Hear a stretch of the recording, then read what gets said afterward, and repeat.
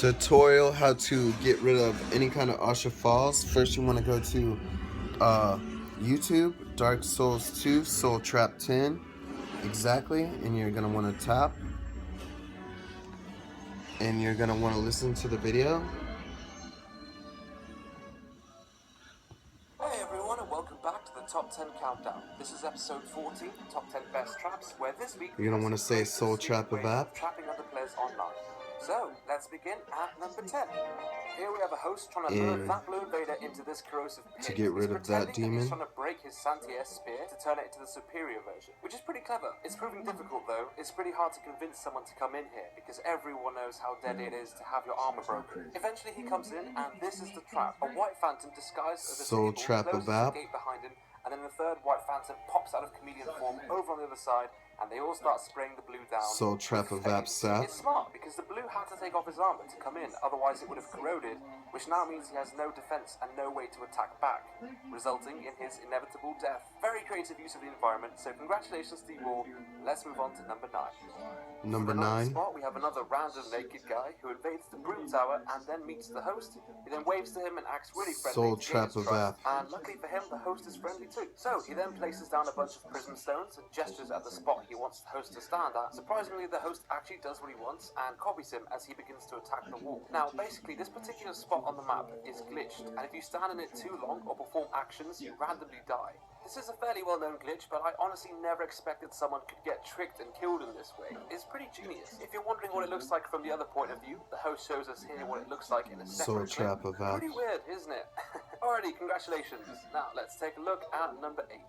This red invader can't see the two secret white summons Soul Trap of App so he walks in to fight the host, but he walks into a fiery trap of death. All hell breaks loose as the two demon butterfly summons turn up the heat and start roasting that invader. When will people learn not to trust the sneaky butterflies? He's doing his best though, dodging a fair amount of the fire pillars, and actually right here he regains my respect. Leaping through the flames, he shreks one of the summons with a spear straight through the backbone. Good effort, man, but it's just not quite enough. He gets clipped again, and then the white summon gets a final hit with a wake-up cast. Using a Havel shield to keep the invader in there was a smart idea. Good trap, guys. Let's move along to number 7.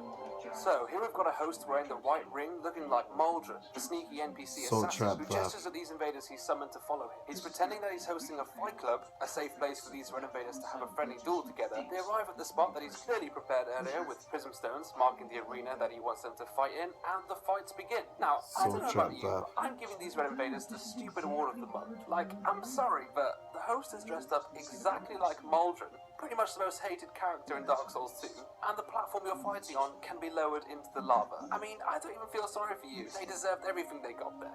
There is something beautiful about it, though. Good trap, man. And we have the cheeky arms wide open. Well, what is it? Let's have a look at number 6.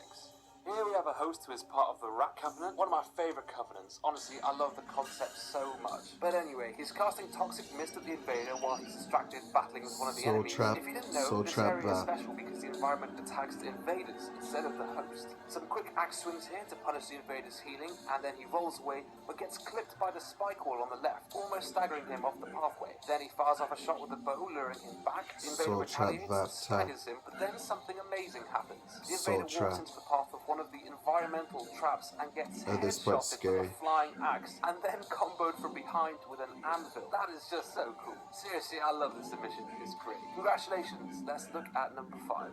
So this next host is trying to trick his helpful white summon into this room, but finally we've got someone a bit smarter. He's very suspicious and won't go in the door. Eventually he goes in himself and runs around just to show that it's safe and empty, but even then the summon isn't convinced. Maybe people are finally realizing that the butterfly set is the official troll set. Here the summon casts a firestorm. He's really making sure he's not being tricked. It's nice to see. However, he still goes in. Although I can't blame him, he did try his best to make sure it was safe. But in the end, it really wasn't. Another butterfly bro runs up from behind, and this one is an invader, and he starts casting Acid Surge to break all his equipment, as well as Poison Mist to obviously get him poisoned. All the while the host is blocking him in, and he can't escape because obviously he can't damage the host. Then the host ends it all by casting a Life Drain patch, which damages anyone near it, and that is the end. The summon is sent home with broken equipment and damaged pride.